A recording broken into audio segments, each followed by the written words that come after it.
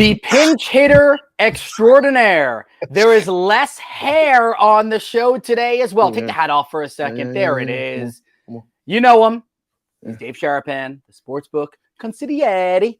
I'm Keith Irizarry. That wasn't bad, right? Oh, it is that was Moose good. and Keith. That was good. Moose is out today. Dave's stepping in, going to be with me for the entirety of the 2 hours. Moose, are you? I called you Moose already. Wow. Just called me Moose. I just did call you Moose. That's okay.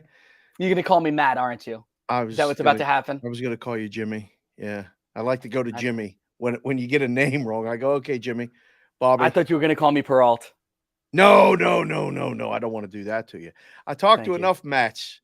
I talked to Deutsch. I talked to some other Matts. I got enough. Striker. We talked to. Producer Matt Farah on Bostonian versus the book. Matt Peralt. I got enough Matts in my life. I don't want to call you Matt. No. The chat's already loving your Moose. hat, Moose. Love the Mavs hat. Moose. I'm not Moose. Are we sure? I mean, are we positive you're not Moose? You could call me Moose. You could call me Ray. Do you remember that commercial? You old enough to remember the Miller Lite commercials? No. I mean, yeah, but no. You're not. Absolutely not. Dude, I just turned 30. I mean, it is what it is. Really? Could you imagine if I was? You would be like, ooh, you don't look so good for 30. I've seen the modeling pictures. I know you're not 30. Okay? What pictures are you talking about? I don't know what picture. What are you talking about? Those right there. People who keeps the modeling pictures right next to, the desk with all the information. This guy right here. Look how good he looks. Did you have to get in a mode to take that picture with that? Or is that just are you just sitting at dinner going? I mean, this was a professional, I went to so the story behind this, by the way, we're going to talk sports today. I do promise today might be a little bit different. Dave is here. We're going to do a lot of sports betting. In hour number 2, I want to pick your brain on some of the baseball futures. And I know you are a regular guest on Bettor's Eye and MLB Network with us as well, with me and Matt Stryker. You'll be back for season number 3. We kick off the 29th or the 30th, whatever is the first day of the show. I can't remember if we're going on the day before or not. Anyway, we're going to do baseball futures. I want to pick your brain on over-unders, on win totals. You had something that you just did on another show on Wager Talk about the Boston Red Sox. I found it fascinating, so we're going to dive into that. I want to pick your brain about what we're seeing on the NBA landscape as well. Durant played last night. We'll dive into it. Looked okay. Got a bunch of NFL draft stuff that I might mention. We're not going full bore here, just a little bit. And, of course, with baseball, too, I also want to ask you, and I actually don't like doing this, but I want to ask you, and I'm going to, about pitch clock, bases, no shift anymore, how that could affect the mind frame. Now, let's go back to your question. You were asking questions about this, right? About these? Yeah. All right. So I was, and the chat is dying to know too. So go ahead, tell them. So the story with these are when I first graduated college. Yeah. I was doing some, modeling and acting. 22 years old, 23 years old or something. Yeah, 22 years old. 22. Okay. Yeah. My mother jokes with me all the time because if she's watching, I guarantee that she's going to send me. Is there a chance that Mom's watching right now? Yeah, Mama Linda, probably. I would bet that she is watching right now. Really? What my parents do is in the morning, they do their morning workouts. Yeah. And then they put this show on and then they do their stuff. They're having breakfast, whether it's laundry, they're doing stuff around the house. So we're kind of background for them. That's fantastic. Well, good morning to Mama Linda if you're watching, but what are you embarrassed to say? I'm getting a text ready. Yep, watching. Okay. Fantastic. All right. So good morning. When I was already, let's go. Come on. Hey, how about that? My mother also says good morning, Dave. All right. Oh, she's the best. That's great. Yeah, she really is. She's awesome. So when I first started the modeling stuff, I went to some agents and stuff like that, and they had asked me what kind of modeling I wanted to do. Whoa. Yeah, what they would want to start pushing me towards, right? Now I'm only 5'10". So runway was not really going to be an option for me. I'm not tall enough for that. You to walk, right? If you had The other thing too is I'm a little too broad and especially at the time I was even broader. Like I had wider shoulders. You were thick Yeah. and stuff. So it didn't work for that. All right. So my mother asked me, she goes, "What was your answer?" And she said she knew the answer. Because I had said I would love to do like underwear and like bathing suits. Did. That's what I said. Like, were you a tighty whitey guy? Would you have done the tighty whitey? No, I wanted to be like Marky Mark, like Calvin Klein's boxers and stuff. Like, yeah. Okay. All right. That's what I was thinking. Okay. My best modeling gig I ever did, and I'm lucky. I'm very happy that it doesn't exist anywhere. Okay. I got paid $400 an hour for a shoot once. And it was like a 3-hour shoot. I had to model a bunch of leather. Oh, we gotta try to get in touch. I can't find it anywhere. Honestly, I don't. Please. It doesn't. And everything that I did on video. Parents save everything. We might have to go above. We lost everything in Hurricane Sandy. Oh. Anything that I did from 2009 earlier gone. was in my parents' garage. It's all gone. Oh, geez. So like all my early TV stuff gone. All my early all that stuff. Anything that was on tapes, all soaked and gone. So it's like it never happened, but it unless I talk about only in your right. So you can. I mean, I'm glad we have these modeling pictures. This is good to yeah, I was lucky I had these. One of my old bosses was able to find one thing that I did at Cablevision when I was like 21 or 22 years old. No way. My goodness, the Long Island accent that I heard on. Oh my. I was like, who are you? Where did that come from? Up. That was really good. Not you bad, dialed that right back up. Yeah. Wow. Best compliment I ever got from Barry Melrose was that I don't sound like I'm from New York or from Long Island. Okay.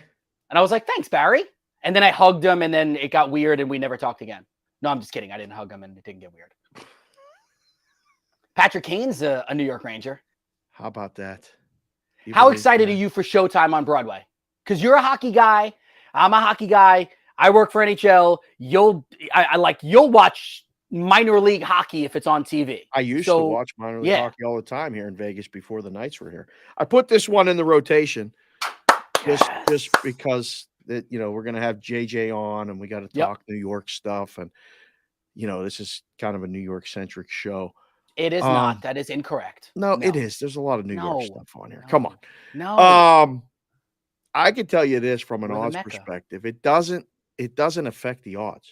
It really doesn't. Not even a little bit? You didn't bump the Rangers. So let me interrupt you for a second and then you go again. I'm sorry. But so you didn't, before the trade, did you have the Rangers ahead or behind the Maple Leafs? This has been the least quiet trade in recent NHL history. Since Saturday, we knew this was happening. We knew this was happening 3 weeks ago, essentially. We knew that it stopped playing. Had a chance. Right. It had a chance. I'll ask you this because this was my perception. This would have been one of those discussions in the room. Doesn't he do what they already do really well, the Rangers? He skates fast, he scores goals, and plays on the outside more than in between the circles and in the middle of the ice. That's what they do good already. So now I think they've kind of just said, okay, let's go get him. He said he wants to come here. Great. And it is Patrick Kane, great player. We're going to win every game 5-4. We're going to be Edmonton of the East. Let Igor stop as many pucks as we can. He doesn't prevent shots from happening, which is what they need to do. And he doesn't make them more physical, which I would argue wouldn't be a bad thing to maybe battle either Boston or Carolina, who I saw in person last night. I don't think it brings them to that level. Do you? It doesn't. I think it makes them the third team in the East. And to be fair, but that third team in the East may be like way third in the East. Yeah, right? Yeah. I mean, honestly, I think the Bruins are on a different level. And I said this last night with Weeksy and Steve Conroy. Isn't it amazing that going into last night, the Bruins had 99 points. The Hurricanes went into last night with 86 points. Yeah, and they're an afterthought. Any other year, you're like, this Carolina team, They check all the boxes. Yeah. They do this, they do that. Yet they're forgotten. And the other part about the East that is so impressive, Dave, if I told you to give me the 7 best teams in hockey, aren't 6 of them in the East? So hold on. So Bruins and Canes, best 2 teams in hockey? I could make that argument, yes. I think healthy, you make the argument for Colorado. Yes. Okay. Which we haven't seen fully yet, but no, and they still are the defending champions. So exactly. Yes. Cale McCarr didn't play last night, but McKinnon is now scoring 97 goals in every single game. Right. Mikko Rantanen's been amazing this year. Blah, blah, blah, blah, blah. Right. All right. So let's say those are your top 3. Aren't your next 3 or next 4 Lightning, Leafs, and Devils? Those would be like your next 3? And Rangers. And Rangers. Sorry. Yeah. Right. So that's your 7. When you're looking at odds, when you're looking at an odds board, which I'm doing right now, those are the next 4 choices. Right. And then you get into the jumble that is the West. Edmonton, Dallas, Vegas. Yeah. I don't know who would be right now. That's the beauty of this thing and the beauty of the NHL playoffs is that even at the beginning of March, teams are different at the end of March and at the beginning of April going into the playoffs. And then one injury or one hot goalie can completely mess up everything. But this is a really cool app, and there's people asking questions while we're here. Go ahead. It says, Dave, is it over for our Pens? Well, the question, the Penguins. And the better question is, did it ever start? Because I don't think this Penguins team no. If that's the way this is going to go, no. Hold on. Going to go today. I'm ready for you. All right. Did you ever view the Penguins? Because I would like clarity on that question. Is it over for the Pens? I mean, they're not going to win the cup. They were never going to win the cup. They weren't one of the. I never viewed them as that. Oh, you mean is it over for the Crosby Malkin era? Oh. Okay. So see, that's a better clarification. Thank you. Okay. All right. Ooh. Yeah. I don't think so. They're an organization that'll go out. They can go out and spend in the offseason. I don't think it's over. Listen, the Fenway Group people, whatever, bought them. You saw what they did to the Red Sox. Apparently, they're doing that to the soccer team that they own too. This may be the beginning of the end. You see the way the Blackhawks ended, right? You kept that team together, the core, the stars, as long as you could.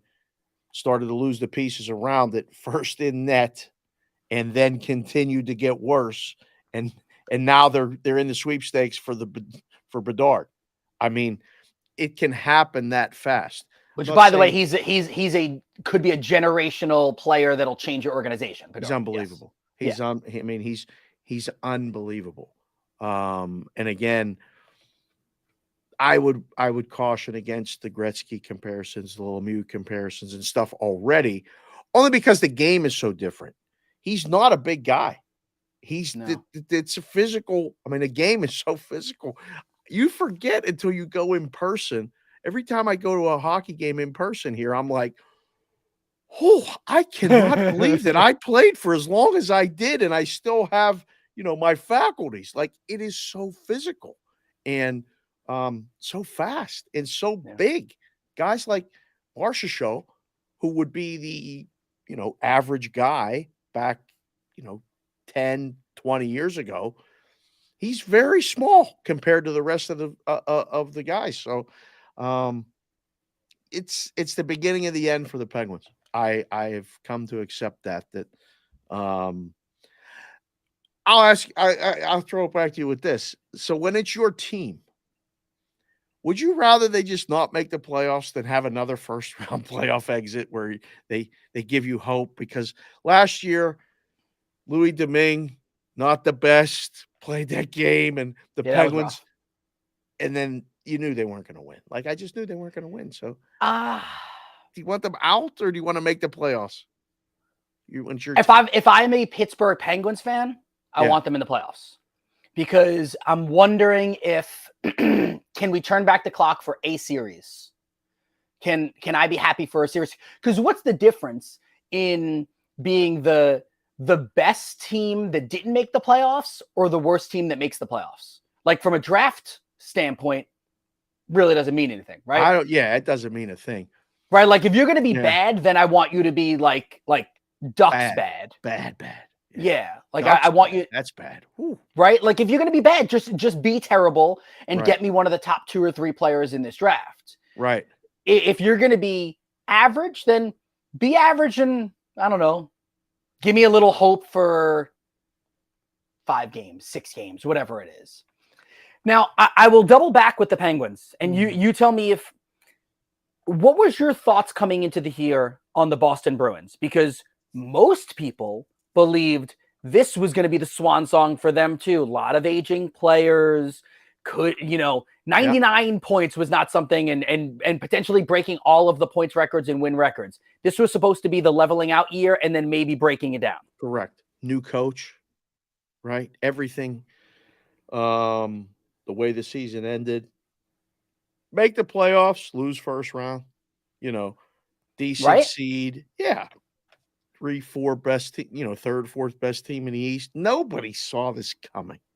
I mean, there were some people beginning of the season that had the season wins under, had the season wins over. You gotta, I think you could probably put them right in the middle. There wasn't this, but you want to talk about a team that's like deep, physical, top line is great. Power play is magic. The way they move the puck, they do it with their eyes closed.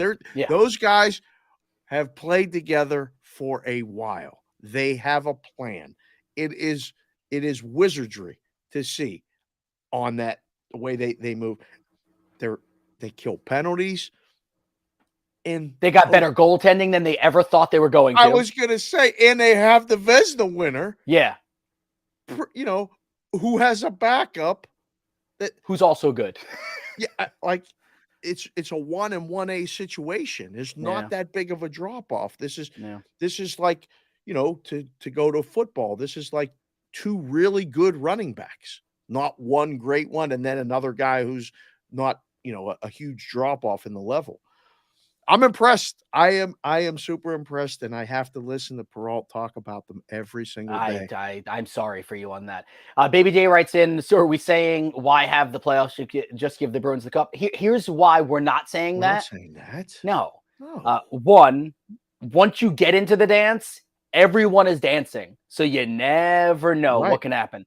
The second thing is the last President's Trophy winner, wasn't it the Red Wings in like 95? That won the cup? Yeah. Yeah, I mean, the President's Trophy curse is a thing.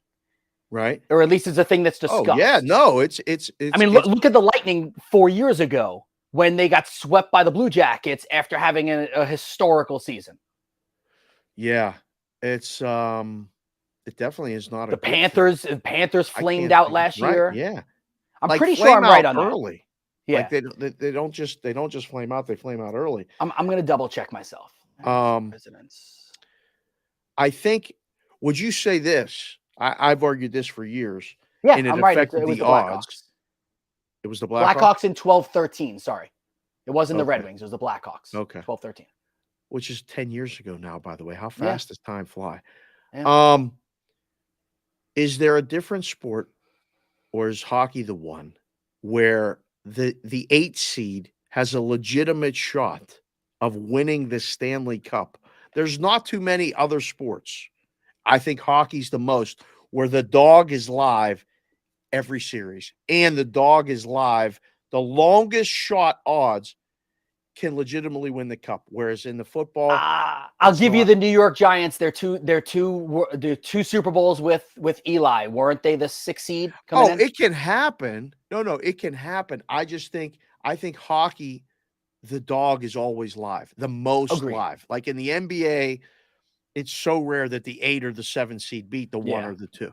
In football, the bottom wild card can win a game, sometimes win 2, but now with the road the way it is, it's going to be pretty difficult for the bottom, wild card that has all the games on the road with the path it's given. Yeah, you're right. Get there. Baseball, I think, opened up with the current format now. I think it's more possible because they got a 3-game series. It was with the 1-gamer, the Dog could win that game, but then have to go without their best pitcher at the top of the rotation. It was difficult. Hockey, man, line it up. Let's go. I think the 8 seed can beat, win 2 series, get to the conference finals, and then boom, and all of a sudden you're in the Stanley Cup.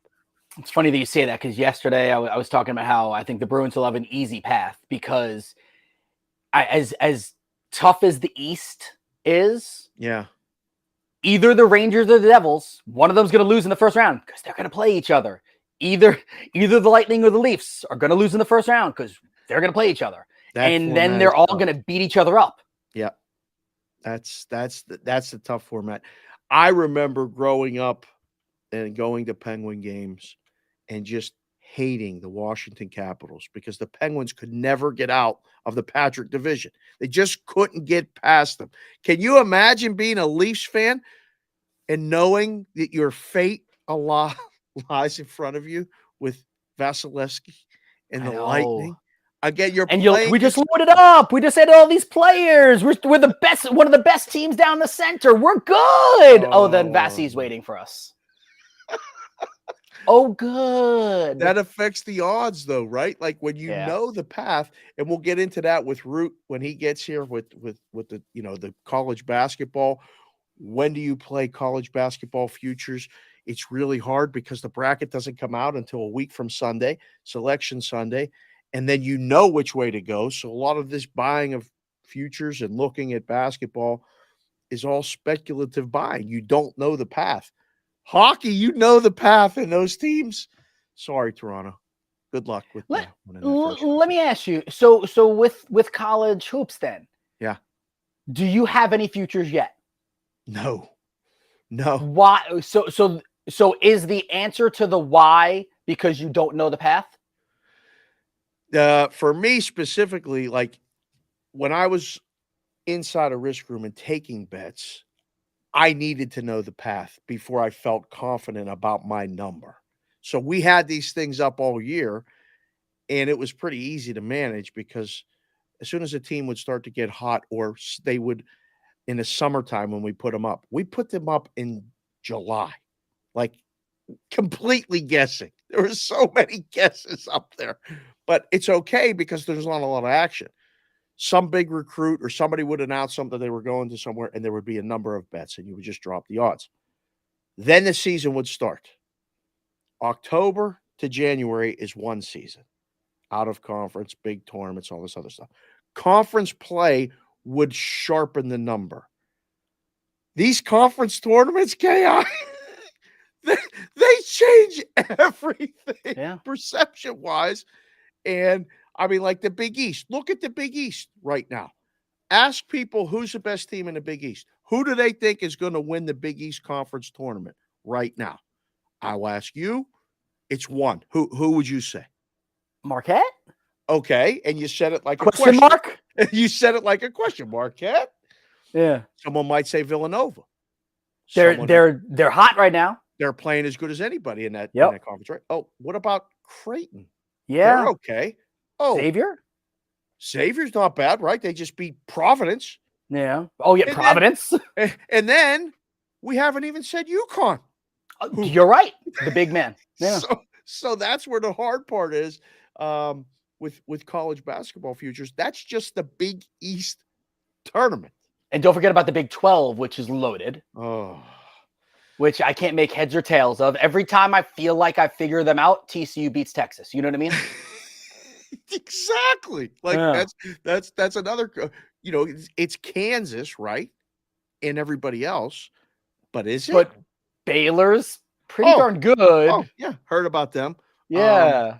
Again, I just said TCU. Like TCU's top 25. They're pretty darn good. Oh, K-State, that team that wears purple, they're not too bad. Yeah. So I mean, so you're right. It's about the path. Yeah. One conference, though, I think I would throw this at you. The Big Ten. I'm a Penn State guy. I love the Big Ten. I always defend them in football against all the SEC and all this other stuff. the Big Ten path, the Big Ten conference, the Big Ten. I mean, can we agree to agree or agree to disagree that I don't think a team from the Big Ten is going to even get to the second weekend? It's going to be tough. I don't love anybody in that conference. And Purdue backers get so mad because this is the year, right? This is they've been number one. I mean, the problem with them is, and I'm just looking something up really fast. No, But the problem with Purdue is, and Moose and I talk about this all the time, the word trust. Like, I just don't know how to trust that team in the postseason. I don't think anyone does. Yet their odds, they're the fourth choice. They're the fourth choice right now. Houston is the number one choice on the Houston, board. Alabama, right? Yep. And then where's UCLA? They're hanging around like that. Because I like UCLA a lot. And they're like I always talk about the NBA League Pass, right? Yeah. Like, who would be your League Pass team? Uh-huh. If I'm staying awake late to watch a West Coast game, it's to watch UCLA. So maybe that's why I like UCLA a lot more, because I've seen them a lot more. Right. And I know that they that. Have you ever been to Pauley Pavilion? I haven't. I was going to get in the car today and go watch them play Arizona State tonight. You should go. They're 12-point favorites.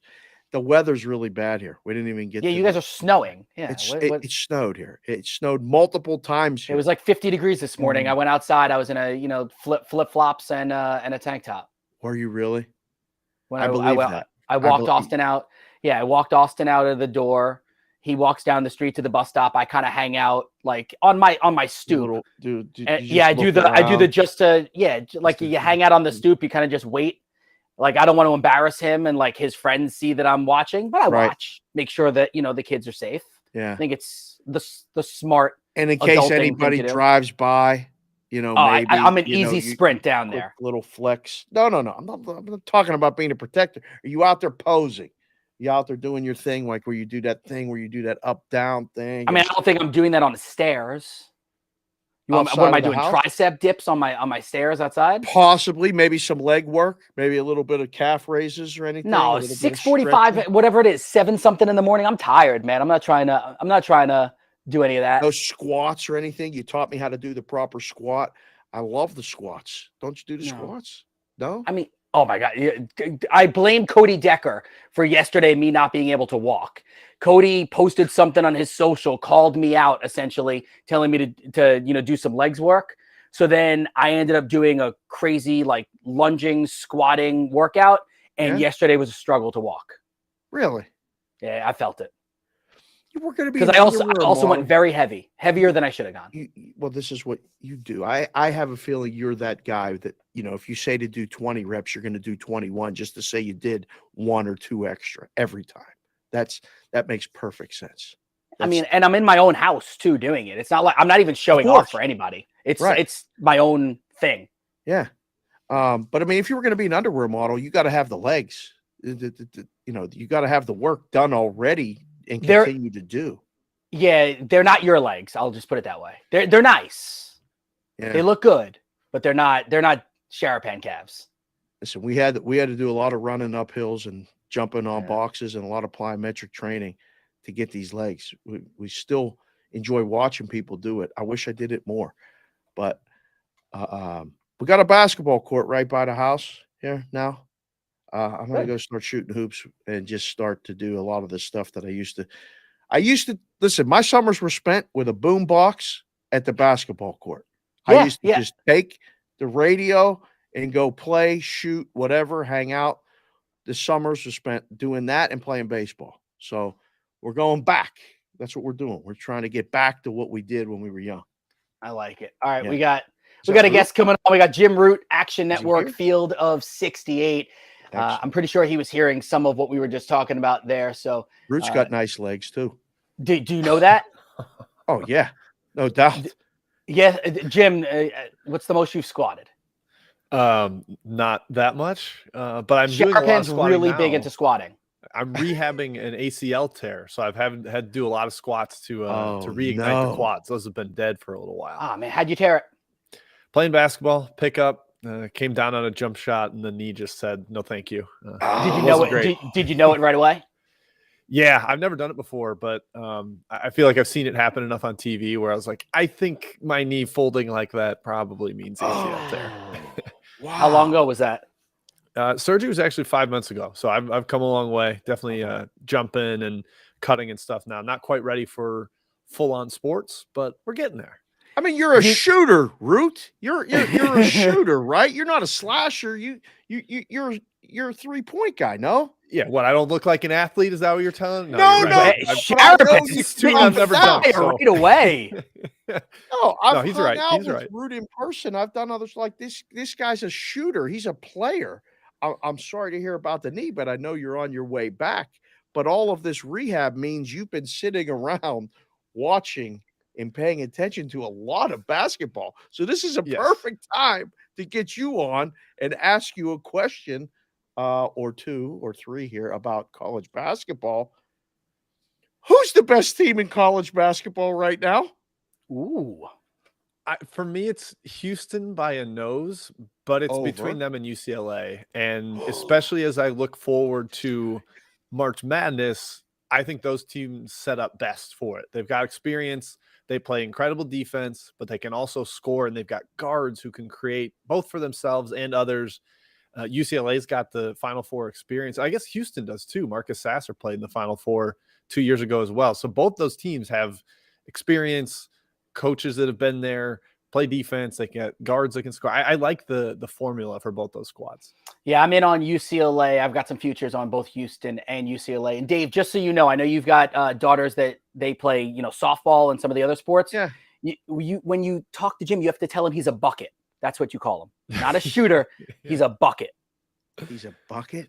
Yeah. When you call someone a bucket, him built different. Exactly. Those are the basketball terminology. I've heard the built different. A bucket? That's a good thing? Oh my God. Yeah. If someone walks, if Jim walks into a gym, right? And everyone turns around and sees him, if any one of the group goes, Root's here, he's a bucket, that's a good thing. Oh, yeah. Okay. All right. Okay. So, that's I show up at Final Four media pickup and they're like, the bucket's here. That's exactly. You want to be the guy that everyone does that because he's a bucket. Yes. I learn something new every day. This is great. I was thinking more of a bucket hat, but okay, that's cool. You always go to the hats. That's true. Jim, so if it's Houston and UCLA, are Bama and Kansas the next two? Yeah, they are for me. And I know you guys right before I got out, we're talking Big Ten and some skepticism around them. I'm with you on that. I don't have Purdue in that tier. Bama's got some issues right now, though, and not just off the court. Like last 3 games on the court have not been sharp. 3 straight non-covers. Needed really strong second halves to even have a chance to beat Auburn and Arkansas. I ended up getting it in OT last night. I still really like Alabama as a team. There's a ton of talent there. They play great defense, which is surprising for a team that plays as fast as they do. But they do need to sort some things out. The really young team, a lot of freshmen that play in that rotation. So I think they're maybe dealing with the off-court effects of everything that's happening there. And then Kansas, and I kind of wrote them off a little bit coming into the year. I ranked them like 6th preseason, but I was like, I don't think they can catch the breaks needed to win another title. But here they are, most Q1 wins in the country, most Q1 plus Q2 wins in the country. Going to win the Big 12 probably outright. Actually, they clinched outright last night with Texas losing. Yeah. So, it's just another masterclass by Bill Self, a team that lost 4 starters, and they're right back in there and have every chance to repeat. All right, Bucket. Give me this one. It sounded so awkward coming from you. Yeah, well, I mean, this is what happens. You tell me to say it, I say it, and everybody goes, don't say it. This is what happens. All right, Bucket. All right, Bucket. Is it read by the robot in Microsoft Word that reads to you? Yeah, listen, I'm trying to Google search it right now. All the dictionary. I'm going to ask the kids. Okay, him who is built different, Bucket. This is what we do all the time. We say what the kids say, how we want to say it, and they say, "Please stop saying it." So I say, "You are so lit." Yeah, that's it exactly. You're lit too. Stop talking. Let me ask Jim a question. Sorry, Dave. Do your job. My bad. Big My bad. East, Jim. Big East. All right. We just went back and forth for a minute and named 5 teams minimum that could win the Big East tournament. That's going to be lit, like the kids say. Okay. Yes. With a lot of buckets. Which team, in your opinion, is best built to go far in the NCAA tournament in the Big East? I'm going to say Marquette, but Okay. I'll end up caveating it a little bit. And the reason maybe 3 weeks ago, I probably wouldn't have said Marquette because their defense was lacking and they hadn't really shown an ability to win half court games, but they've done that a little more recently. They've held some rather prolific offenses to quieter nights, and the road win at Creighton, I think that one was the one that popped to me of like, oh, wow, because up to that point, the top 4 teams in the Big East were, I think, 30-0 at home. And that was the first time any of them had lost at home. Now we've had a couple more since then. Like you mentioned, Xavier won at Providence last night. Yep.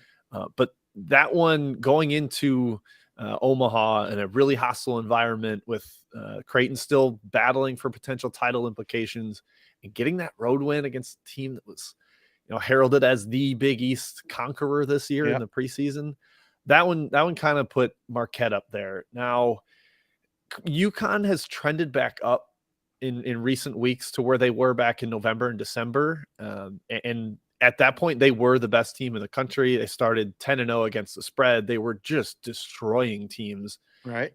And I got skeptical of them for a while because their backcourt play wasn't that strong. They didn't have a guard that could get to the rim and actually put pressure on a defense that way. And it seems like they're starting to get that from Tristan Newton, the East Carolina transfer. So given everything else they have, really strong wing play, tons of depth, size inside, maybe UConn can get in there. But I'm buying Shaka Smart and the Golden Eagles with their prolific offense and the defense that continues to evolve. Dave and I talked about how to handle the futures market for the NCAA tournament. At what point would you start, dipping your toe in and diving in on the futures? Do you need to know what the plan is ahead? No, you're going to get the lunatic answer from me here. I will have 2024 futures in like a month from now. It's amazing. Like I am. He's one of the guys that bets his stuff like that. I'm telling you. Awesome. Yeah, exactly. So listen to my action, Dave. That's what I'm. Maybe I know what I'm talking about. We'll see. I love it. But yeah, like last April, I thought there was a chance Marcus Sasser would return to Houston. I liked the class they had coming in. I love the coach. So I bet them. What'd you get them at in April? What'd you get them? Like what? Probably 11-1, 12-1? No, I've got some 22 and some 18. Wow. Yeah. Okay. So, that's great. And like when you bet that speculatively early, I'd bet a decent amount of teams. Some of them end up just terrible value. Of course. I have a Louisville to win the title ticket. That's what happens sometimes. Full disclosure. That's what happens. Yeah. I have a North Carolina to win the title too. I got in on that right away, and I probably whiffed on that. Yeah. So there's definitely some swings and misses with that, but I tend to think if I can see the upside of a team, especially with a good coach, where in the transfer portal, like maybe they'll fill in some of the gaps on the roster. I usually like to take swings on that. And, I didn't know what Kenny Payne would be like at Louisville. I regret that one, but generally it has worked out. And I'll add a couple during the season. UCLA is one I added mid-season because I just thought, man, they are built for postseason success with what they have, the defense, the Jaquez, Campbell, like it all works for me in my mind. So I added that one. I don't think I'll add any more at this stage, given the size of the portfolio I have, but I like to invest early and just kind of hope the bracket falls where it may. 2 years ago, I actually had Houston and Gonzaga in the Final Four. This was the year that Baylor won it. And I ended up adding some Baylor because I was worried about them and I didn't have any UCLA. So that was the gamble. Was if UCLA wins it all as an 11 seed, I will go broke. But I will add some as the tourney goes. If we get to the Elite Eight and I've got 4 or 5 of the teams and I want to add one of them, that's the stage I'll do it now. Gonzaga, you heard it. You said it. This is a weird year for them, right? Because like the price has never been better on them in recent history. Nobody's talking about them. They score 100 last night, 104. I mean, they keep just blowing teams out. First half, Gonzaga has been like betting Alabama first half in football. I mean, you just cash the ticket, make the bet, cash the ticket at halftime. Easy. Do they have a run in them in March and April here? I didn't think so a couple weeks ago, and they're a little bit like Marquette, where this offense has been a juggernaut all season. I never doubted that, but the defense had some real holes, and I do think that might still be there. They're not going to run into teams in the WCC that have big power wings, and I think that's what their biggest problem is. Their guards are a little smaller, their wing defenders are thinner. And they don't have a rim protector. So if there's guys that can get all the way to the rim, that's when they really, really struggle. And there's just not that in the WCC, which is a better league this year. I'm not going to like throw it under the bus, but it doesn't have that kind of player. And so I could see Gonzaga getting exposed for not having that when they get to March. But for their credit, since February 1st, they're playing like a top 3 team per Bart Torvik. You can filter that website by date. So they have trended way up. You mentioned the scoring. They scored 100 on Alabama back in November. Like the offense is legit. So if they get hot and they kind of, maybe catch teams on a couple cold shooting nights, you never know in March. It's just a couple of games. And if they're seeded as high as they're going to be, it's really only 4 or 5 games instead of 6, because ideally they're not going to get upset in the first round. Jim, what games are you looking at tonight? Favorite one tonight, I think, is Arizona on the road at USC. Arizona coming off a very disappointing loss on a 60-footer at the buzzer to Arizona State over the weekend. Probably knocked them. For sure knocked them out of the Pac-12 title picture, actually.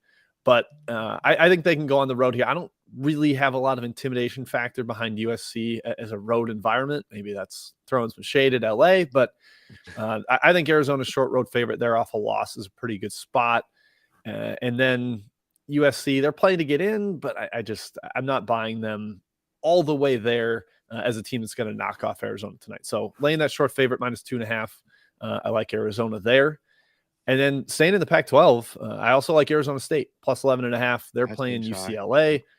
That one's just too many points for me. I know kind of the opposite end of the spectrum there. Arizona State's got that emotional road victory at a rival last weekend. But they're feisty, they're physical, they're right on the cut line. I think at least they keep it close. I'm not going to say they win outright, but 11.5 is just too many for me for the Sun Devils. Last one for me before we let you go. Purdue tonight, a road favorite in the Big Ten at Wisconsin. Wisconsin playing their way to get in, maybe. I mean, some speculation that the Big Ten could have 8 teams in it. I think maybe 5 would be good, but that's one person just speaking. How in the hell is Purdue a road favorite tonight? And isn't Wisconsin got to be a play when you look at it, +4?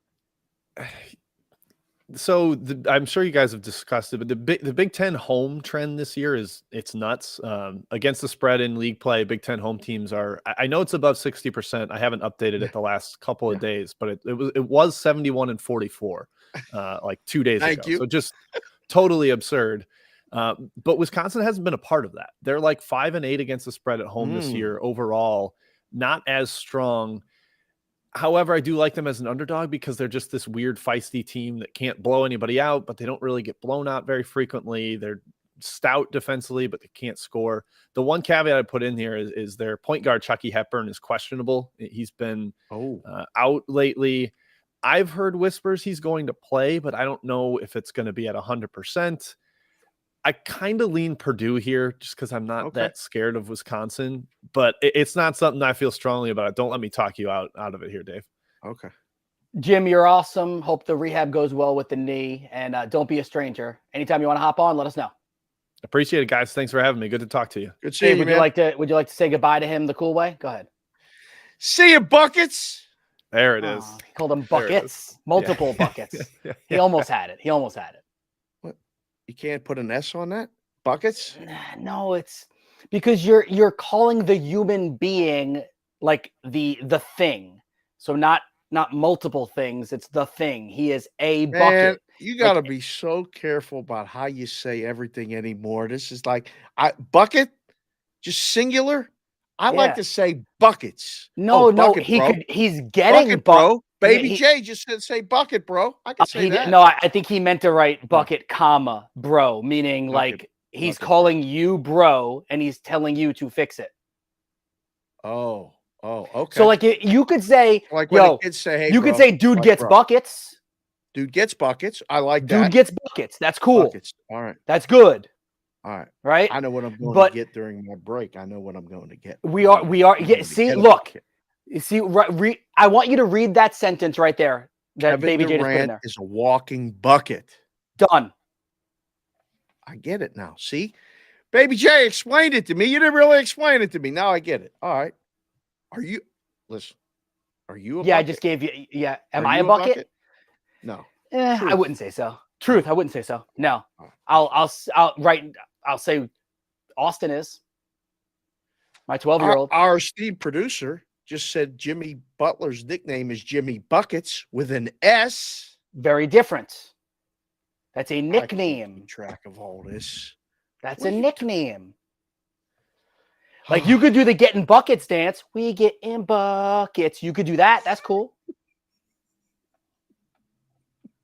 But if someone's a bucket, we've had some really good moments over the past year and a half. That one not so much.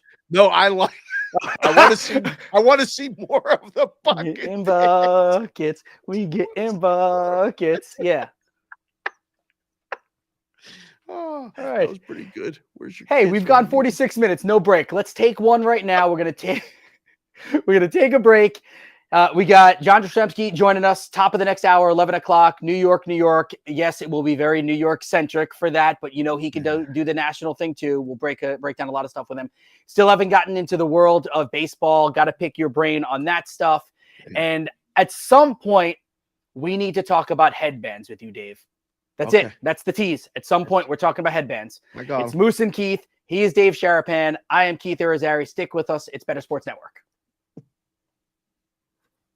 Moose and Keith, weekdays at 10 a.m. Eastern on Bettor Sports Network. Calvin Ridley yesterday, he applied for reinstatement from the National Football League.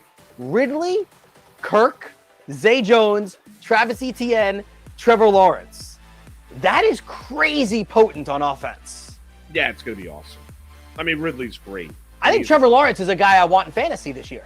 I think you're probably right. I think they're just going to get better and better. First off, Peterson's a wonderful offensive mind, a great head coach, and we've seen that and saw that this year as Jacksonville made it to the postseason. And Trevor Lawrence, anybody that questioned whether or not he could play in the National Football League or just how good he was going to be in the NFL, those questions were answered this past season as in the second half of the year.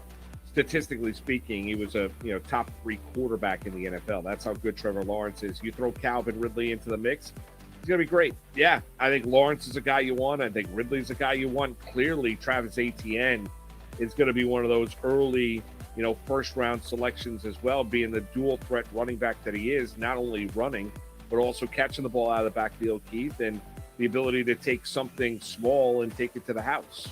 Take a 5-yard dump pass, make a guy miss in the open field, and he's gone. I mean, you saw that with Travis Etienne this past season for Jacksonville. Yeah, sky's the limit. I mean, I think you're going to go from a team in the year span where you wanted no part of the Jacksonville Jaguars when you're looking at fantasy football to where you want as many Jaguars as you possibly can because they're going to be really, really productive. And let's see if they get their tight end back as well, who had Evan Ingram was great. And Evan Ingram, who was great this past season. Yeah. I mean, if they keep that whole core together, their offense is going to be one of the best in football. Like, I legitimately think that they could be one of the best offenses in football. Zay Jones, Evan Ingram, Christian Kirk, then and Ridley, Travis Etienne, Trevor Lawrence, a good offensive line, and you've got Doug Peterson being creative calling. Right. And you look at that division. The Colts are a mess. Yep. Titans look like they're on the downslide.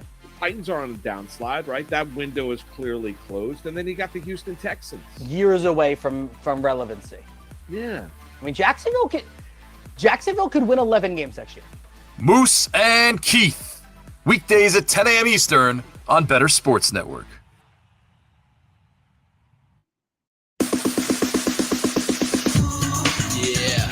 It's Moose and Keith with Mark Malusis and Keith Irizarry.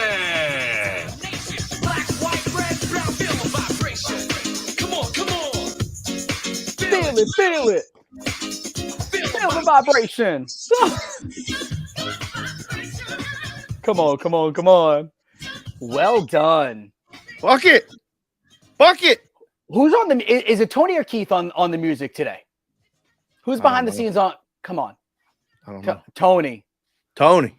T Money is what Tony has done it again. See what I'm saying? Goodness gracious. Today it's our anniversary. Remember that song? Of course. That was on every Right? mixtape. Of course. Oh, That was on all the mixtapes. yes. Yes. Oh, Oh. man.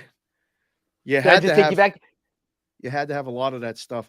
Listen, there was a lot of cruising and just listening to music back in the day.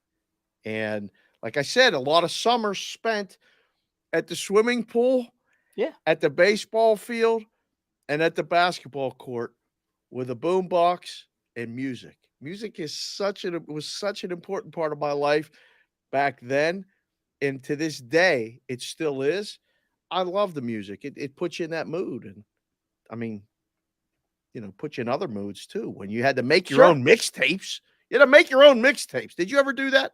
Yes. I actually was just telling Austin the other day because I've been talking about this on the airwaves. Alex is too young. He's only 8 years old, so I haven't done this yet. But Austin's 12, so I'm starting to be better with introducing him to the old rap world, right? Right. So on today's Thursday, Tuesday night, we're driving he had a late basketball game, 8:30 at night. Oh. So Jody and Alex didn't come. They stayed home. 8:30 really means it starts at 8:45. 8:45 means we're not done till 10. 10 o'clock, it was a half hour, 35 minutes away. We're home close to 11 o'clock. It's too late. He's 12. Really, we shouldn't be doing that, but whatever. But I get a lot of time in the car with just him. So we've been breaking out old rappers. So he likes fast rap. So I've introduced him to Busta Rhymes. Loves him. Wow. Loves Busta. Right? Oh. This ride, 35 minutes, we played nothing but Biggie. Oh, fantastic. And he knew he had heard a few of the songs. Like he's like, oh, I know this one. Oh, I know this one. Yeah. But he was like in awe. He loved it. The problem with Tupac is like some of that stuff is a little too raunchy and also too deep.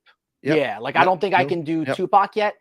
And even Eminem, if it's not the clean stuff, Eminem's too far. I can't do that yet for a 12-year-old. All true. You will though. You will get there. Yep. I like to try, and I did this for a lot of years with the road trips. A lot of the New Jack Swing stuff. So like Heavy D. Oh, when you want to talk about fast rhyme, like Austin he'll like that. Like there's a lot of stuff, and it's innocent. These were lyrical geniuses that said what was going on in the world without swearing too much and even talking about hardcore stuff that they have to talk about now. It's just a different vibe, but it's not bad. It's just different. Yeah. The car rides with the kids. There were a lot of times when you question, why are we doing this? Why are we spending all this money? Why are we going to these tournaments and all this other stuff? Enjoy and soak up those rides with those boys especially when it's just you two one-on-one. Yeah. Because you get them.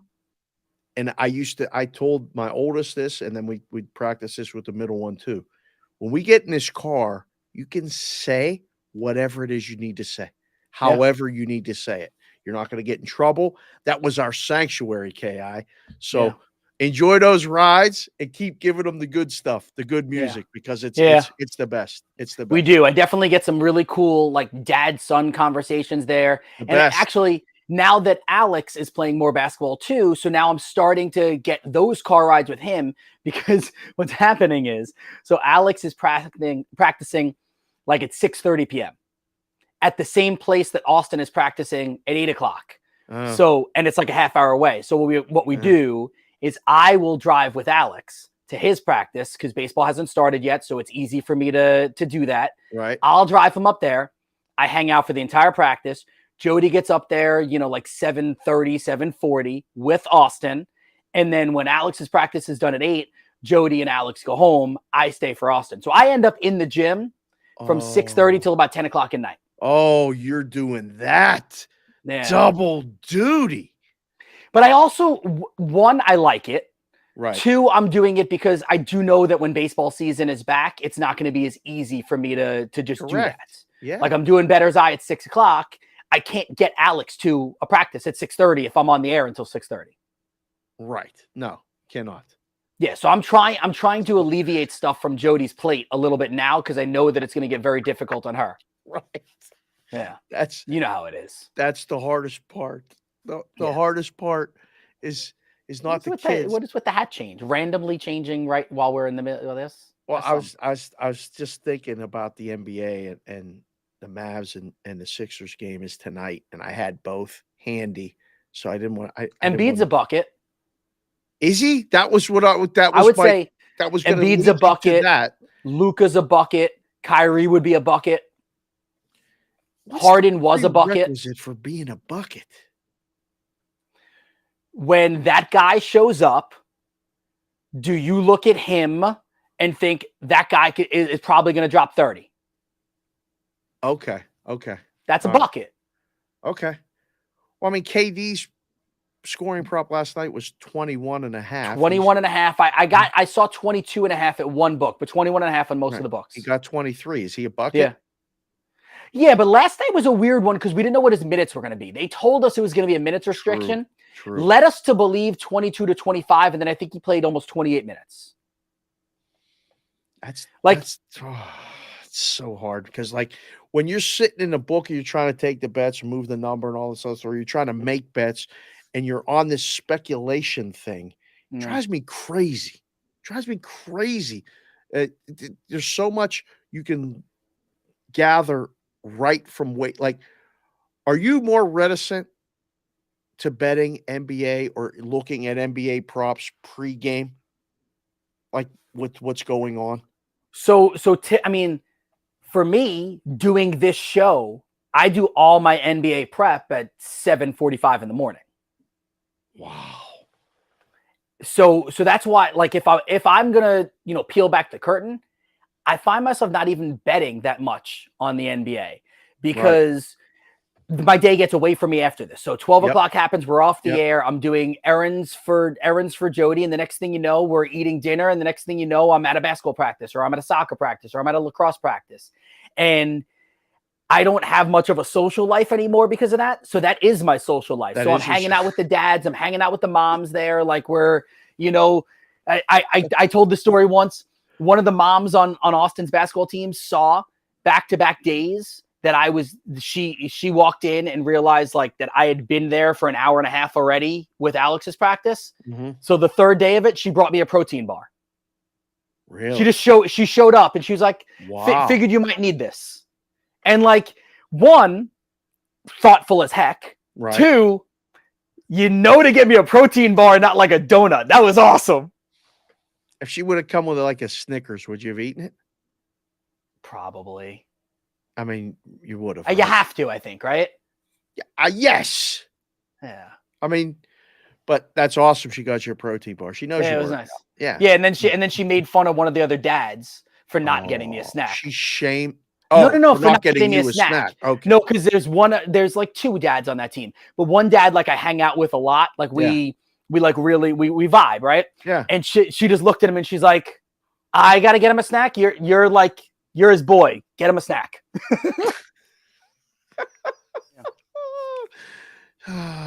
Anyway. That's good. Yeah. That's so good. all in good fun. All right. So we'll go back to the bucket conversations. Kevin Durant, the Phoenix Suns, they win 105-91. Chris Paul is definitely looking. I'll be nice. He doesn't look young. Okay. So, i.e., he looks old. You said it, not me. Okay. So with that, is there any part of you that's scared that the Phoenix Suns can falter in the postseason because of, like, you have Durant, Booker's a bucket also. Yep. DeAndre Ayton is a really, really solid guy in the post. Okay. You got Campaign back. You got a couple of decent players coming off the bench. Nothing special, but a couple of decent guys off the bench. when push comes to shove, Chris Paul, if he's going 1 for 8 shooting, if he's going 2 for 9 shooting, he's going 3 for 10 shooting, can they win a championship that way? I think so, but I mean, look at the odds. Okay, this is kind of absurd to just jump them right to the top of the list. I mean, And it went right away. Durant was a Sun. Boom, they're at the top. Immediate drop from 20-1. We have been talking about it even, I believe, the day before. Me, you, and Moose were talking about NBA futures, and I asked you guys, who's the best team in the Western Conference right now? Because I was speculating on not if KD would get traded to the Suns, if KD went anywhere. If he didn't, who was the best team in the West? Because I don't think it's Golden State, defending champions. And then, boom, KD went, and we go from 20-1 to, 6-1. What are the Nuggets right now? What do you The have? Nuggets are right behind them, plus 750, plus $7 anywhere, depending on where you shop. How much are they being disrespected, or is this a thing that just like from a book standpoint, why are they plus 750? You don't get the bets on Denver. That's what it is. You Okay. just don't get the bets, no matter the last couple years. The last year I was in the room was the bubble year, and nobody bets them. They don't bet Jokic. They don't bet him to win the MVP. You're looking at, I did it myself. Win it again. I got caught up in betting Embiid last year, hoping that they voted for him. He is going to win it again. He's like minus $3 to win it now. And there's value in that because you talked about it. You gave me the numbers on Monday when we did the show. He's having a better year. He's averaging a triple-double, and he has not shot under 50% since October in a singular game. What that means is he didn't accidentally have a game where he went 7 for 15 shooting. That's you just when you say it out loud and you repeat it, and then like I took what you said and I attributed it to you that whole day on Monday. I said, "Are you aware of what he's doing? How can he not be minus 600 to win the MVP?" Just give him the award. It's it's like Allmark getting the Vezina. Speaking of award winners and superstars and guys that are MVPs and all of that, John Jastrzemski, he's everywhere, but New York, Ringer, Spotify. He'll be joining us again for Bettor's Eye this year on MLB Network. JJ, what's up, man? How you doing? Fellas, good morning. Heard here, so voice is a little more, what's the word? Sultry. Stay normal, sultry. But you know what? We play like a champion. No excuses. I'm here for the two of you. Anything you need. What's up, guys? Look at Dave changing his hat for you. Dave, that's honor right there, baby. I like it. This is what we do. I mean, I know we're going to talk about New York stuff and everything, but listen, I saw you in Phoenix. And it was a quick visit, like in 10 seconds, but we saw each other running in because you were running everywhere. I was running there everywhere. How was the trip for you? And I know you're coming out west in a little while to do some other stuff, which I can't wait to say hello and see you. But how was your Super Bowl experience? Because that was my second one of all time. What'd you think of Media Row, and what do you think it's the Phoenix and all the other stuff? Well, it's funny. It was my second as well, so we're on the same wavelength when it comes to that, Dave. And I thought Arizona was fantastic. I liked how everything was compact in Phoenix, but what you learned about Arizona, and Keith, I didn't know this because I've never been out there before. Basically, everything is 20 to 25 minutes away. Everything. You don't have to worry about traffic, but basically, if you want to get from Phoenix to Scottsdale, it's 25 minutes. You want to get from Phoenix to Tempe, it's 20 minutes, give or take. Yeah. So you kind of learn that over the course of the week. But listen, great week of shows. Great access. I mean, we do it every year now, Dave. It's a must for our pod. And listen, you really get a sense and a feel for what's going on around the league. So from that standpoint, really, really cool. Let's dive into you for a second. So New York, Ringer, Spotify, you're on SNY, you're everywhere. But I want to talk more about the podcast.